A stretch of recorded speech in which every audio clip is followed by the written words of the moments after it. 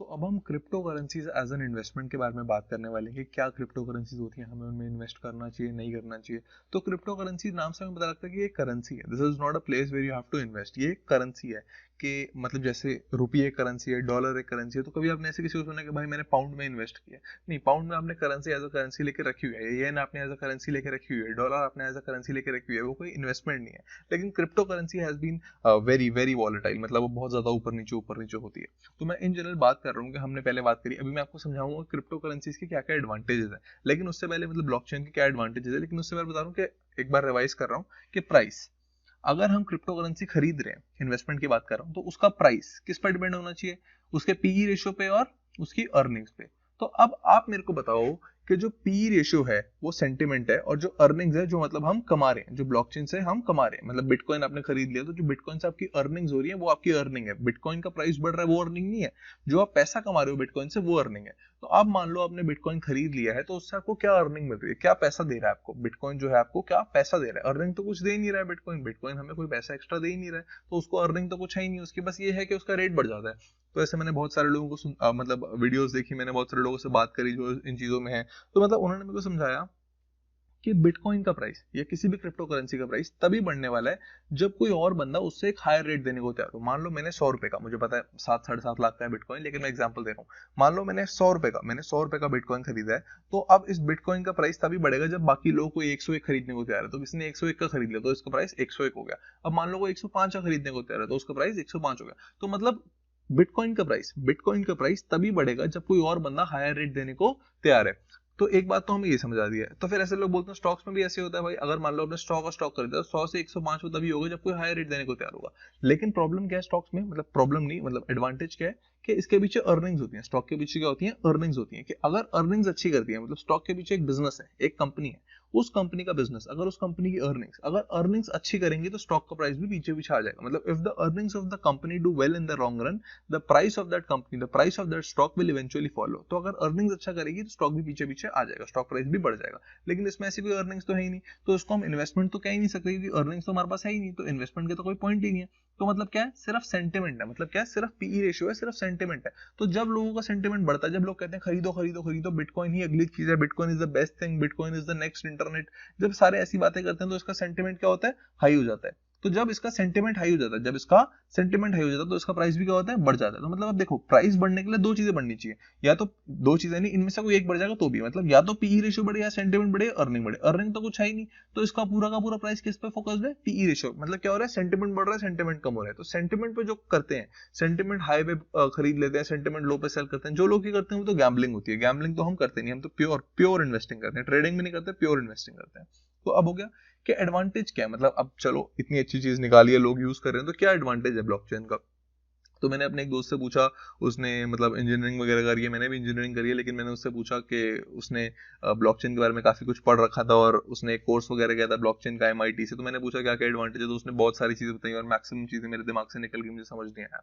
लेकिन फिर भी मेरे को दो तीन चीजें जो समझ आई मैं बताने की कोशिश कर रहा हूँ। जैसे मान लो मैं यहाँ बैठा हूँ, मेरे पास 1 करोड़ रुपए और मेरे को दुबई में अपने फ्रेंड को 1 करोड़ भिजवाना है। तो एक तो क्या तरीका हो सकता है, एक तो मैं बिल्कुल व्हाइट टू व्हाइट ट्रांजेक्शन करूँ, व्हाइट मनी से व्हाइट मनी उसके पास पहुंचाऊँ, मतलब बैंक से बैंक ट्रांजैक्शन करूँ, व्हाइट मनी से व्हाइट मनी। तो इसमें क्या होगा, मेरे पास रुपीज में है, तो जब मैं रुपीज से पैसे को धर्म में, मतलब I am not sure about the spelling, धर्म में कन्वर्ट कराऊंगा और उसे पैसे भेजूंगा, तो इसके अंदर क्या लगेगा? एक ट्रांजैक्शन चार्ज लगेगा, कुछ परसेंट ट्रांजैक्शन चार्ज लगेगा। तो वहां मेरा पैसा क्या हो जाएगा?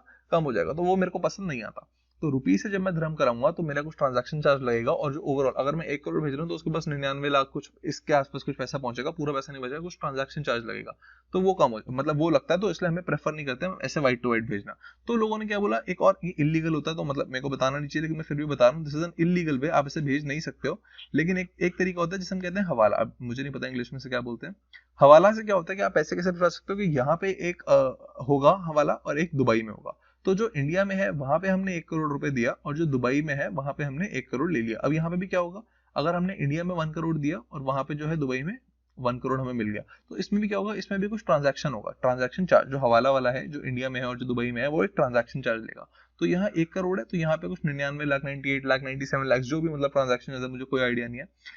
तो जो भी ट्रांजैक्शन चार्ज है वो आपका लगेगा और पहुंच जाएगा। तो अब इसमें ब्लॉकचेन में क्या अच्छी बात है कि अगर मेरे पास मतलब मान लो यहाँ पे 1 करोड़ है और मेरे को दुबई में 1 करोड़ भिजवाने, तो मैं क्या करूंगा, यहाँ पे बिटकॉइन खरीदूंगा 1 करोड़ का, और मैं दुबई में उसको बिटकॉइन भिजवा दूंगा। मतलब 1 करोड़ का बिटकॉइन वर्थ मैंने यहाँ खरीद लिया और मैंने उसको दुबई में भिजवा दिया। लेकिन ये भी हो सकता है कि मान लो मैंने अभी बिटकॉइन खरीदा और बिटकॉइन का प्राइस 24 आवर्स ऊपर नीचे होता रहता है, तो वॉलिटिलिटी बहुत ज्यादा होती है। मतलब मान लो यहाँ पे मैंने 1 करोड़ खरीदा और वहां पहुंचा तो ये 98 लाख 99 लाख वैसे हो गया, और मान लो अगर सेम रेट पे पहुंचा तो भी 1 करोड़ कुछ 1.1 करोड़ भी हो सकता है। मतलब ऊपर नीचे थोड़ा बहुत होता रहता है। तो अगर मैं इस फैक्टर को इग्नोर भी कर दूं तो ये मेरे को बहुत अच्छी चीज लगती है कि बिना कोई ट्रांजैक्शन चार्ज के मेरा पैसा यहाँ से दुबई पहुंच गया। तो ये एक बहुत अच्छी चीज है। बाकी फिर ये भी कर देंगे, जो ब्लॉकचेन है वो डिसेंट्रलाइज्ड होता है और इंडिपेंडेंट होता है। जैसे यहाँ पे आरबीआई है, सारा जो मनी को डील करती है, मनी प्रिंट कर सकती है, तो ये होता है। तो मतलब अब मैंने एक आर्टिकल खोल रखा है, आप देख सकते हैं ऐसे कि क्या क्या एडवांटेजेस बताता है ये कि व्हाट इज ब्लॉकचेन। और क्योंकि मेरे को ये चीजें ज्यादा समझ नहीं आती हैं तो आप इसे पढ़ सकते हैं। जैसे डिसेंट्रलाइज होता है, पीयर टू पीयर नेटवर्क्स होते हैं। तो मैं कह रहा हूँ चलो बहुत सारी चीजें हैं, ट्रांसपेरेंसी होती है इसके अंदर, बहुत सारी चीजें मैं मान गया कि जो ब्लॉकचेन है बहुत अच्छी चीज है, ब्लॉकचेन बहुत अच्छा है। लेकिन हमें बात समझ नहीं आती कि किस प्राइस पे हम इस ब्लॉकचेन को खरीदेंगे, किस प्राइस पे हम इस बिटकॉइन को खरीदना प्रेफर करेंगे। और एक और प्रॉब्लम क्या है, चलो मान लो आपने बिटकॉइन खरीद लिया। अब ये कहते हैं जो मतलब इन्वेस्ट करते हैं इसमें, वो कहते हैं कि बिटकॉइन जो है सिर्फ 21 मिलियन है। 21 मिलियन के बाद खत्म हो जाएगा। मतलब इसकी माइनिंग होती है, बिटकॉइंस की माइनिंग होती है, और ये कहते हैं कि सिर्फ 21 मिलियन तक है। 21 मिलियन के बाद ये बिटकॉइन खत्म हो जाएंगे। तो जिसके पास ये 21 मिलियन होंगे सिर्फ उन्हीं के पास होंगे और फिर कुछ नहीं हो सकता। तो क्या होगा, एक तरीके से कह रहे हैं कि जो बाहर से सप्लाई है वो रुक जाएगी। तो जब सप्लाई रुक जाएगी तो ये कहते हैं कि जो है डिमांड जो है उस हिसाब से बढ़ जाएगी। मतलब डिमांड इसकी आगे बढ़ जाएगी, ब्लॉकचेन आ जाएगा, फ्यूचर में सिर्फ ब्लॉकचेन ही चलेगा, क्रिप्टो करेंसी चलेंगी। और सप्लाई सिर्फ 21 मिलियन है, तो जिसके पास 21 मिलियन बिटकॉइन होंगे, मतलब किसी एक बंदे के पास नहीं होंगे, बहुत सारे लोगों के पास 21 मिलियन, किसी बस 1 मिलियन होगा, किसी बस 3-4 बिटकॉइन होंगे, किसी बस 1 बिटकॉइन होगा, किसी के पास आधा बिटकॉइन होगा, किसी में पॉइंट में बिटकॉइन होंगे किसी के पास। तो हमें समझ आ रहा है कि बहुत सारे लोगों के पास बिटकॉइन पहुंच गए हैं और 21 मिलियन थे और अब खत्म हो गए बिटकॉइन। तो कह रहे हैं कि सप्लाई खत्म हो गई और नहीं आ सकते, लेकिन डिमांड इसकी बढ़ जाएगी, तो इसलिए इसका प्राइस आगे तो बहुत ज्यादा बढ़ जाएगा, आगे तो पक्का बढ़ जाएगा। ऐसे बहुत सारे लोग मेरे को बोलते हैं, मेरे को समझाते हैं। लेकिन फिर मुझे समझ नहीं आता कि चलो, और फिर वो मुझे कहते हैं कि मान लो कैश है, जैसे कैश तो जितना मर्जी प्रिंट कर ले आरबीआई तो जितना मर्जी कैश प्रिंट कर सकती है। जो फेड है, अभी हमने देखा फेड ने कितना सारा, फेड मतलब यूएस का आरबीआई है, यूएस का जो सेंट्रल बैंक है, तो फेड ने कितना सारा कैश प्रिंट किया, तो वो कितना भी कैश प्रिंट कर सकते हैं। तो यहाँ पे सप्लाई की कोई प्रॉब्लम नहीं है, सप्लाई बहुत ज्यादा है। तो कभी भी किसी चीज का सप्लाई बहुत ज्यादा बढ़ जाता है तो प्राइस उसका खराब हो जाता है। तो इसलिए वो कहते हैं कि बिटकॉइन बहुत अच्छा है, बिटकॉइन खरीदो। सिर्फ 21 मिलियन है, 21 मिलियन खत्म होंगे तो जो डिमांड है उसकी वो बहुत ज्यादा बढ़ेगी और सप्लाई उतनी ही होगी और कम लोगों के पास होगा तो इसका प्राइस बढ़ जाएगा। तो फिर हम देखते हैं कि जो काम हम बिटकॉइन से कर सकते हैं वही सेम काम, मतलब वही काम हम सारा इथेरियम से भी कर सकते हैं। ये भी एक क्रिप्टो करेंसी है। जो इथेरियम से हो रहा है वो मोस्ट प्रोबेबली वो सारा काम रिपल से भी हो जाता है, और वो बीसी कैश, बीसी मतलब बिटकॉइन कैश से भी हो जाता है। तो ये सारा काम हम किसी भी बिटकॉइन से कर सकते हैं। तो ऐसे मतलब किसी भी क्रिप्टो करेंसी से कर सकते हैं। ऐसा जरूरी नहीं कि सिर्फ बिटकॉइन से करेंगे। तो मान लो कि अगर क्रिप्टो करेंसी आ गई, क्रिप्टो करेंसी मैं भी मान रहा हूँ, चलो क्रिप्टो करेंसी ही फ्यूचर है, क्रिप्टो करेंसी आ भी गई, तो कौन सी क्रिप्टो अच्छी, कौन सी क्रिप्टो करारी हमें समझ नहीं आता। मतलब स्टॉक में तो हम कह सकते हैं ये बिजनेस अच्छा, ये बिजनेस बेकार, तो स्टॉक उसका अच्छा, स्टॉक उसका बेकार। क्रिप्टो में हम ऐसी कोई चीज नहीं बोल सकते, और हम कहते हैं कि कोई भी नहीं क्रिप्टो बना सकता। अभी जैसे जस्टिन सन एक बंदा है, तो मैं अभी आपको उसकी स्टोरी सुनाऊंगा कि कैसे वॉरेन बफेट के साथ उसकी मीटिंग हुई। तो जैसे जस्टिन सन ने बनाया क्रिप्टो, तो हम भी क्रिप्टो बना सकते हैं। और अभी यूएस के भी बहुत सारे बैंक्स जो है वो क्रिप्टो करेंसीज अपनी बना रहे हैं, तो क्रिप्टो करेंसी बना सकते हैं। तो वो वाली क्रिप्टो यूज कर लेंगे, मान लो वो सस्ती मिल रही होगी तो क्रिप्टो तो हम कोई भी यूज कर सकते हैं। फिर एक मीटिंग हुई भी वॉरेन बफेट और जस्टिन सन की। जस्टिन सन मतलब उन्होंने एक क्रिप्टो करेंसी खोली है, बनाई है अपनी खुद की, उनकी एक कंपनी है, उसके वो को फाउंडर है और उन्होंने अपनी क्रिप्टो करेंसी बनाई है। तो जस्टिन सन ने बोला कि मैं वॉरेन बफेट के एक लंच होता है, चैरिटी लंच, पूरे साल में एक बार होता है, तो जो भी उसके लिए बिडिंग होती है, जो भी हाईएस्ट बिड करता है उसको वो लंच मिलता है। 1 घंटा वॉरेन बफेट उसके साथ बिताता है। तो जस्टिन सन ने इस बार वो लंच जीता तो सारा पैसा चैरिटी में चला गया। तो पहले तो मीटिंग हो नहीं पाई, आप चेक कर सकते हैं क्यों नहीं हुई मीटिंग। फिर सेकंड टाइम जब मीटिंग हुई तो वॉरेन बफेट और जस्टिन सन की, तो अब मीटिंग जैसे खत्म हो गई है, तो अब बाद में वॉरेन बफेट से एक इंटरव्यू ने क्वेश्चन पूछा कि आप बताओ बिटकॉइन में इन्वेस्ट करोगे नहीं करोगे। कहता ना मैंने कभी इन्वेस्ट किया है, ना मैं आगे कभी करने वाला हूँ। वॉरेन बफेट ने बोला कि मीटिंग के बाद भी, मीटिंग हो गई जस्टिन सन के साथ, जिसने क्रिप्टो करेंसी बनाई है, जिसने अपना खुद की क्रिप्टो करेंसी बनाई है, वो समझाने में वो नहीं समझा पाया वॉरेन बफेट को कि क्यों ये जो है क्रिप्टो करेंसी अच्छी है। मतलब मैं ये नहीं कह रहा वॉरेन बफेट को समझ नहीं आया तो आपको भी नहीं आएगा, पर हो सकता है आपको आ जाए, लेकिन कौन सा अच्छा, ये मतलब बहुत बड़ा डाउट है मेरे लिए। तो अब जब मीटिंग हुई तो वॉरेन बफेट ने बोला ना मैंने कभी क्रिप्टो ओन किया है और ना मैं कभी करने वाला हूँ आगे। और ऐसे मैंने बिल गेट्स को भी देखा है, उसने भी मना किया क्रिप्टो के लिए साफ साफ। मैंने इलन मस्क को भी, मतलब मैंने उसकी एक वीडियो देखी है जिसमें उसने मना किया कि क्रिप्टो करेंसी अच्छा नहीं है। तो मतलब मैं ये नहीं कहता कि आप उनकी बात मानो, मैं कहता हूँ खुद सोचो, आप खुद दिमाग लगाओ, because we said your money you decide, it is your money, you have to decide. तो आप सोचो कि क्यों क्रिप्टो करेंसी अच्छी है और क्यों क्रिप्टो करेंसी आगे आ सकती है। तो मैं कह रहा हूँ इससे हो सकता है, या कोई और नई क्रिप्टो करेंसी आ जाएगी तो सारा काम हम उससे भी कर सकते हैं। तो ऐसी तो कोई प्रॉब्लम है ही नहीं। और वॉरेन बफेट ने भी मना कर दिया, उसने बोला कि मैं तो कभी खरीदने वाला नहीं हूँ। तो मैं मतलब वॉरेन बफेट किसी चीज के लिए मना करा तो मैं तो बहुत ज्यादा वहां पे जाके मतलब एक्साइटेड हो जाऊंगा, क्यों मना कर रहा है, उसने क्या बोला, तो मतलब मेरा जो डिसीजन हो सकता है वो हो सकता है थोड़ा सा डिफरेंट हो आपसे, क्योंकि मेरा डिसीजन तो थोड़ा सा चेंज कर दिया वॉरेन बफेट ने। तो आप भी सोच सकते हैं, आप सोचने की कोशिश करो कि क्यों मतलब क्रिप्टो करेंसी है जो बहुत अच्छा कर सकती है आगे, और कौन सी वाली अच्छी कर सकती है। और फिर हमें लगता है कि अगर मान लो कि ऐसे ही चलता है और क्रिप्टो करेंसी आ गई, तो हो सकता है आरबीआई अपनी खुद की क्रिप्टो करेंसी निकाल दे और आरबीआई वाली सारी यूज करने लग जाए। क्योंकि करेंसी का मतलब क्या होता है, करेंसी एक ऐसी चीज है जो कि स्टेबल है। ऐसा कभी होता है आप आज 100 रुपए रख के सो रहे हो अपने पास, कल ये 100 रुपए की वैल्यू 50 हो जाएगी, ऐसा नहीं होता। 100 रुपए की वैल्यू धीरे धीरे कम तो होती रहती है, वैल्यू तो रिड्यूस होती रहती है इन्फ्लेशन की वजह से, लेकिन ऐसा कभी नहीं होता जो एकदम से खत्म हो जाती है। लेकिन आप क्रिप्टो देखोगे तो इसमें कोई स्टेबिलिटी नहीं है, कोई स्टेबिलिटी नहीं है इसके अंदर, कभी ऊपर जा रहा है कभी नीचे जा रहा है, बिल्कुल बिल्कुल अनस्टेबल है। और आरबीआई जैसे हम कहते हैं अगर आरबीआई अपना क्रिप्टो निकाल दे, मतलब आरबीआई अपनी क्रिप्टो निकाल दे, क्रिप्टो आरबीआई करके ऐसा कुछ भारत कॉइन निकाल दे, ऐसा कुछ, मतलब मेरे को लगता है ऐसे कुछ नाम आने वाला है, तो ऐसा कुछ भारत कॉइन निकाल दे, तो हम सारे इधर उधर की क्रिप्टो करेंसीज में बिटकॉइन वगैरह में इन्वेस्ट करके प्रेफर नहीं करेंगे, कहाँ जाएंगे, भारत कॉइन के अंदर इन्वेस्ट करना प्रेफर करेंगे, तो कोई प्रॉब्लम होने नहीं वाली। लेकिन कौन सी अच्छी कौन सी बेकार ये समझ नहीं आती। और एक और बार मैं आपको एक बार क्रिप्टो करेंसी का चार्ट दिखाना चाहता हूँ कि मतलब बिटकॉइन ने कैसा परफॉर्म किया। तो जैसे ये मैक्स का चार्ट है, I hope you can see this. यहाँ पे किसी ने खरीदा तो सारे बोलते हैं। अब यहाँ पे क्या होता है, यहाँ पे सेंटिमेंट बढ़ जाता है लोगों को। यहाँ पे जब क्रिप्टो करेंसी इतनी ऊपर पहुंच चुकी होती है ना, यहाँ पे 2017 में देखेंगे बहुत ज्यादा हाई सेंटिमेंट था, सबने बोला कि इन्वेस्ट करना है तो क्या करो, सिर्फ क्रिप्टो में करो। अब जब 2017 में 17 में सबने क्रिप्टो में इन्वेस्ट कर दिया, तो ये बहुत ज्यादा गंदी तरीके से गिरा है। मतलब आप सोचो, जिस बंदे ने 12 लाख मतलब ऑलमोस्ट 12,60,000 पे लिया हुआ है, और उसको नहीं समझ आ रहा कि हम आगे बढ़ेगा नहीं बढ़ेगा, क्योंकि रीजन क्या बढ़ने का, रीजन तो सिर्फ यही है बढ़ने का कि जब कोई और बंदा एक हायर प्राइस देने को तैयार हो तभी बढ़ेगा, वरना तो बढ़ ही नहीं सकता। तो यहाँ पे आप देखो 2 लाख 2.5 लाख के आसपास पहुंच गया था, फिर लोगों ने खरीदना शुरू किया, फिर लोगों ने बोला कि यार क्रिप्टो ही आगे फ्यूचर है, क्रिप्टो ही फ्यूचर है। 2019 में फिर ये गया, फिर ये ऊपर नीचे, मतलब ये करेंसी तो लगती नहीं कहीं से। डॉलर भी इतना, मतलब डॉलर, और अगर हम रुपये में देखेंगे तो मतलब वॉलेटिलिटी तो होती है, ऊपर नीचे होता है, लेकिन लॉन्ग रन में हम देखते हैं कि थोड़ा जो है इन्फ्लेशन होती रहती है, हमें प्रॉब्लम होती रहती है। लेकिन ये तो करेंसी लगी नहीं दी है कहीं से। देखो कहाँ से लेके कहाँ तक 50, मतलब अगर आपने यहाँ खरीदा होता और अगर आप यहाँ सेल करते तो 3.5 लाख, मतलब आधा हो जाता आपका पैसा, आधे से भी कम हो चुका होता। मतलब कितना 70 गिर चुका होता अगर आप यहाँ पे कहीं उसको सेल करते। तो कोई पॉइंट ही नहीं है मतलब मेरे हिसाब से एज अ करेंसी समझने का, चाहे इसकी जो भी एडवांटेजेस हो। एडवांटेजेस अगर मान लो है, अगर हम कहते हैं एडवांटेजेस हैं, तो ठीक है, आरबीआई जब अपना कॉइन लेगा तो हम उसके अंदर इन्वेस्ट कर देंगे। या अगर आपको समझ आता है कि ये वाला क्रिप्टो, जो ये वाला क्रिप्टो है, मतलब कोई भी हो सकता है, बिटकॉइन बोलते हैं, इथेरियम बोलते हैं, आपको बोलते हैं ये वाला पक्का अच्छा करेगा बिकॉज ऑफ दिस रीजन। कोई भी रीजन हो सकता है, वो मेरे को मेल पे बता सकते हैं, कोई भी रीजन हो सकता है। तो उस रीजन की वजह से आपको लगता है कि ये वाला अच्छा करेगा, तो डेफिनेटली मैं भी सोच रहा हूँ उसके बारे में कि क्यों आप कह रहे हो वो अच्छा करेगा, और हो सकता है मैं भी फिर इन्वेस्ट करूँ उसके अंदर। तो अब हम बात करने वाले हैं प्राइवेट कंपनीज और स्टार्टअप्स के बारे में। ये समझाना मेरे लिए बहुत आसान है, क्योंकि पहली बार जब मुझसे बहुत सारे लोग बोलते हैं जोमेटो में, स्विगी में, बायजूस में, इन सब में इन्वेस्ट करना चाहिए नहीं करना चाहिए, तो पहले तो मैं बोलता हूँ कि बहुत पैसे लेंगे वो आपसे। मतलब ऐसा नहीं 1-2 लाख रुपए आप इन्वेस्ट करोगे, वो बोलेंगे हाँ हाँ इन्वेस्ट करो तो कोई दिक्कत नहीं उनको सॉरी, उनको बहुत हाई अमाउंट चाहिए आपको। मतलब अगर आप चाहते हैं, आप उनमें इन्वेस्ट करना चाहते हैं उन कंपनीज में, तो उनको बहुत हाई अमाउंट चाहिए। पर जैसे पेटीएम कंपनीज है, पेटीएम, ओला, उबर, जोमेटो और Swiggy, I am so sorry, मतलब मैं बहुत जल्दी जल्दी में लिख रहा हूँ। ये सारी कंपनीज जो है, सारी की सारी, ये सारी अभी लॉस मेकिंग है, इनमें से कोई भी प्रॉफिट मेकिंग नहीं हुई है। और ये सारी कंपनीज में बहुत कंपटीशन हो रहा है, बहुत ज्यादा फंडिंग वगैरह उठा रही है, बहुत लोगों से पैसा उठाया है उन्होंने, और ये सारी की सारी क्या है, लॉस मेकिंग का, अभी भी कोई प्रॉफिट मेकिंग नहीं हुई है। लेकिन बात इसकी नहीं है, बात यह है कि पहली बात तो बहुत सारा पैसा चाहिए इन्वेस्ट करने के लिए, मतलब you need huge amount of money to invest in the startups. लेकिन मान लो कि वो बहुत पैसा है भी सही, तो भी क्या आप इसका बिजनेस समझते हैं? तो हम अभी तक हमने इस कोर्स में बात नहीं करी कि कौन सा बिजनेस अच्छा, कौन सा बिजनेस बेकार, किस बिजनेस में ड्यूरेबल कॉम्पिटिटिव एडवांटेज है, किस बिजनेस में मोट है, किस बिजनेस के फाइनेंशियल अच्छे हैं, इसके बारे में हमने बात नहीं करी है। तो प्राइवेट कंपनी जो स्टार्टअप्स में अभी हम इन्वेस्ट करने वाले नहीं है। फिर हम बात करते हैं हेज फंड्स के बारे में। हेज फंड्स में इंडिया में मतलब काफी सारे रूल्स होते हैं कि मिनिमम 1 करोड़ रुपए आपने इन्वेस्ट करने हैं, 1 करोड़ से कम आप इन्वेस्ट कर ही नहीं सकते हो हेज फंड्स के अंदर। फिर अब मतलब क्या होता है, हेज फंड का मतलब क्या होता है? पहली बात तो ये, जब मैं लोगों को बताता हूँ कि लोग मुझसे पूछते हैं हेज फंड्स क्या होते हैं, हेज फंड्स में इन्वेस्ट किया जाए नहीं किया जाए, तो पहले तो मैं उनको बोलता हूँ कि भाई मिनिमम 1 करोड़ इन्वेस्ट करना पड़ेगा।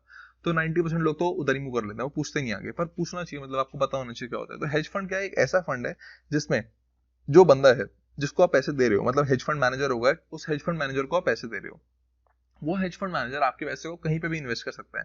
जैसे अगर हम बात करते हैं म्यूचुअल फंड के बारे में, या हम बात करते हैं इंडेक्स फंड के बारे में, तो इनके जो मैनेजर्स होते हैं उनको सेबी मतलब stock exchange board of India, मतलब इसके हिसाब से स्पेशल गाइडलाइन है कि आप सिर्फ स्टॉक्स में इन्वेस्ट कर सकते हो, सिर्फ स्टॉक्स में इन्वेस्ट कर सकते हो। लेकिन हेज फंड में ऐसा नहीं है। हेज फंड में आप किसी पेंटिंग में इन्वेस्ट कर सकते हो, किसी गाड़ी में इन्वेस्ट कर सकते हो, फ्यूचर और ऑप्शन के साथ जुआ खेल सकते हो, इंट्राडे करके जुआ खेल सकते हो, ट्रेडिंग कर सकते हो, स्टॉक्स में इन्वेस्ट कर सकते हो, प्रॉपर्टी में इन्वेस्ट कर सकते हो, मतलब आपके पास अपॉर्चुनिटी आप कहीं पे भी इन्वेस्ट कर सकते हो। तो हेज फंड में जब आप हेज फंड में इन्वेस्ट कर रहे हो तो एक तरीके से आपको जिस जिस बंदे को पैसे दे रहे हो, जो आपका मैनेजर है, आप उसके ऊपर ट्रस्ट कर रहे हो। आप कह रहे हो कि मुझे नहीं पता क्या होने वाला है मेरे पैसे का, मेरा मैनेजर है, जो मेरा हेज फंड मैनेजर है वही देखेगा, वही सब कुछ करेगा। उसमें प्रॉफिट भी हो सकता है, नुकसान भी हो सकता है। अब इनके अंदर एक और चीज क्या होती है, इसमें फीस बहुत हाई होती है। जो फीस फंड मैनेजर लेता है, मतलब वो जो आप पैसे दे रहे हो उसी में से लेगा, फीस बहुत हाई होती है। कोई कोई फंड मैनेजर ऐसे कहते हैं कि 2% तो आपको मिनिमम फीस देनी पड़ेगी, उसके बाद जो आपका प्रॉफिट है उसमें से भी हम 8% लेंगे। फिर इसमें एक रेशियो लगा देते हैं कि इतने पैसा, अगर आपने इतना हमने रिटर्न दिया, 8% तक दिया, तो 8% तक इतना इंटरेस्ट, उसके ऊपर इतना इंटरेस्ट। मतलब काफी काफी कॉम्प्लिकेटेड होता है इसका फीस स्ट्रक्चर। लेकिन अभी हम बात करने वाले नहीं, क्योंकि हमें पता ही नहीं कि हम बंदे पे ट्रस्ट कर सकते हैं नहीं कर सकते। मान लो आपने किसी को पैसे दे दिए, आपने उस बंदे पे ट्रस्ट किया, उसका बहुत अच्छा रिटर्न था, फिर उसने आगे पैसा आपका वेस्ट कर दिया, तो हमारा फर्स्ट रूल इसमें खराब हो जाएगा कि हमें पता ही नहीं हम किसको पैसे दे रहे हैं, हम मतलब जानते नहीं। मान लो चलो उसका पास्ट रिकॉर्ड अच्छा भी था, लेकिन हो सकता है वैसे आगे बर्बाद कर दे, हो सकता है वो फर्स्ट रूल फॉलो ना करे। तो इसलिए जनरली हेज फंड में मैं पैसे डालना अवॉइड करता हूँ, अगर मतलब मेरी नेटवर्थ 1 करोड़ है तो। उसके बाद हम इंडेक्स फंड और हेज फंड के बारे में बात करते हैं। तो इसके बारे में मैं अभी बात नहीं करूंगा, इसके बारे में मैं आपको जब हम index fund versus mutual fund की बात करेंगे तब मैं समझाऊंगा कि वॉरेन बफेट ने प्रोडिजी ब्रदर्स के साथ एक बेट लगाई थी, इसे कहते हैं $1 मिलियन बेट। अगर आप अभी पढ़ना चाहते हैं तो आप जाके गूगल पे पढ़ सकते हैं $1 मिलियन बेट, उसके बारे में आप पढ़ सकते हैं। लेकिन मैं उसको आगे index fund versus mutual fund में कवर करूंगा। लेकिन फॉर नाउ मिनिमम 1 करोड़ चाहिए पहली चीज, बहुत ट्रस्ट करना पड़ता है बंदे के ऊपर, और जो फीस स्ट्रक्चर है वो बहुत कॉम्प्लेक्स है। तो आप चाहें, अगर आपको सही लगता है, अगर आपको पता है कि ये वाला बंदा है, मेरे को इस पे ट्रस्ट है, मुझे पता है कि ये बंदा पक्का बीट कर देगा, तो आप हेज फंड में भी इन्वेस्ट कर सकते हैं। लेकिन मैं इन्वेस्ट नहीं करने वाला।